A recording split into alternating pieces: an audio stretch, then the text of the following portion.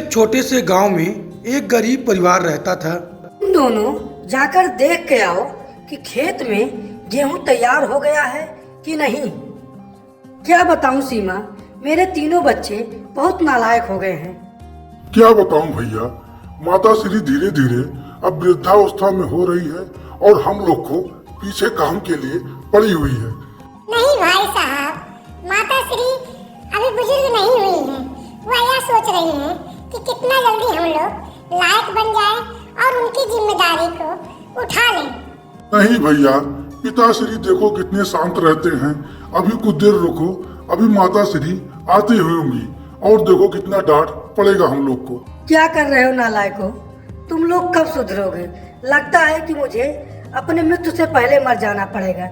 मैं तुम लोग को समझाते समझाते मर जाऊंगा और तुम लोग कुछ नहीं करोगे, बस आपस में बैठकर बात करोगे और घर के अंदर हमेशा बैठे रहोगे। नहीं माता श्री, हम खेत के लिए जाने के लिए कह रहे थे।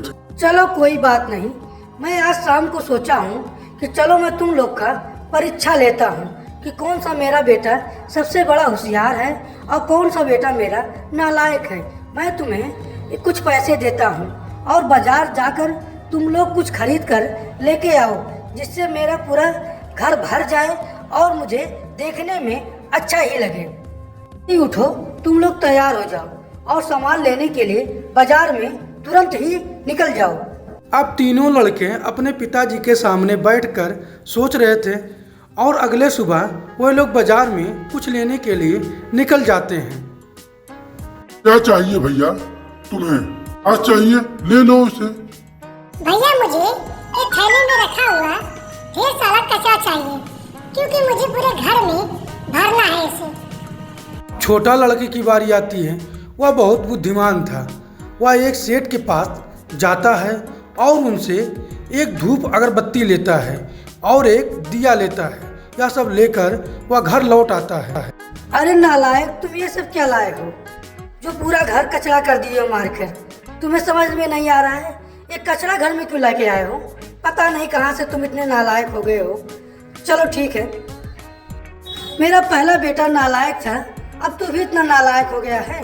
ये गट्ठर में इतना ढारा क्या लेके आया हुआ है? क्या बात है बच्चा? वो अपने तीसरे बेटे के पास जाती है। बेटा तुम्हारे कमरे में तो कुछ नहीं है, तुम कुछ लेके नहीं आए हो बाजार से? नहीं माता श्री, मैं एक धूप अगरबत्ती लेके आया हूँ और एक दिया लेके आया हूँ, जो इसे जलाकर पूरे घर में रोशनी किया जाएगा और धूप से पूरे घर में महक दिया जाएगा। शाबाश मेरे बच्चे, तुम ही एक अच्छे बच्चे हो और बाकी सब नालायक हैं। माता श्री, मेरी एक गलती पर मुझे नालायक मत कहिए। मुझे एक और काम दीजिए, मैं उस काम को पूरा करके जरूर आऊंगा और अपने आप को साबित करूंगा कि मैं भी एक बुद्धिमान लड़का हूँ। माता श्री, मुझे एक और मौका जरूर दीजिए प्लीज। मैं वो मौका आपको गंवाऊंगा नहीं और उसे पूरा करके जरूर आऊंगा। मौका मुझे देकर तो देखो। तो ठीक है, मैं तुम्हें कुछ पैसे और दे रहा हूँ और तुम बाजार में जाकर कुछ ऐसा सामान खरीद के लेके आना कि जिससे तुम लोग साबित हो जाओ कि मेरे न रहने के बाद पूरी घर की जिम्मेदारी तुम लोग आराम से उठा सकते हो और अपने पिताजी का सेवा कर सकते हो। अब तीनों अपने पिताजी के सामने आपस में कुछ बात करते हैं और सामान लेने के लिए वह फिर से बाजार में तीनों एक साथ निकल जाते हैं। पहला लड़का सोचता है कि क्यों ना मैं एक ऐसा चीज़ लेके जाऊं। तभी उसे एक शेर दिखाई देता है और वह शेर के पास जाता है और उसे कहता है कि तुम चलो, मुझे अपने माता श्री के पास तुम्हें ले चलना है। लेकिन शेर उसे दहाड़ मारता है और दहाड़ मारने के बाद वह डर के मारे भाग जाता है। फिर दूसरा व्यक्ति सोचता है और सोचने के बाद एक वैद्य के पास जाता है और कहता है, वैद्य जी, मुझे कुछ ऐसी दवा दे दीजिए कि मेरी माता श्री जल्दी से ठीक हो जाए और मुझे कुछ काम के लिए फुरमाए मत, जिससे मैं आराम करूं। तीसरा लड़का एक पेड़ के पास बैठा था और वह सोच रहा था कि मैं क्या ले जाऊं जिससे मेरी माँ मुझसे खुश हो जाए और मैं उनके सामने कुछ अच्छा कर सकूं। तभी अचानक उसके सामने एक चिड़िया दिखाई देता है जो बहुत गंभीर रूप से घायल था। आ गए तुम लोग सामान लेकर? अब मैं एक एक करके सामान देखूंगा और अब सही निर्णय तभी बताऊंगा। माता श्री, मैं जंगल में जा रहा था, मुझे एक शेर दिखाई दिया। मैंने उसे पकड़ने की कोशिश किया, वह मेरे पर दहाड़ दिया। मैं वहां से डर के मारे भाग गया। माता श्री, मुझे एक वैद्य मिला। मैंने उससे ये कहा कि मुझे ऐसी दवा दीजिए जिससे मेरी माता श्री संपूर्ण रूप से सही हो जाए और मुझे काम के लिए कुछ ना फुरमाए। बताओ बेटा, तुम्हारी क्या लाए हो तुम मेरे लिए? मुझे तुम्ही से उम्मीद है, ये सब नालायक ही हैं। माता श्री, मैं पेड़ के नीचे बैठा हुआ था, तभी एक चिड़िया मुझे दिखाई दी जो घायल थी। मैंने सोचा जल्दी से इसे इलाज कर दूं और यह संपूर्ण रूप से सही हो जाए।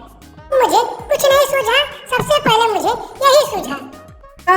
तुमने सही किया, इस चिड़िया की जान बचाकर तुम एक नेक काम किए हो।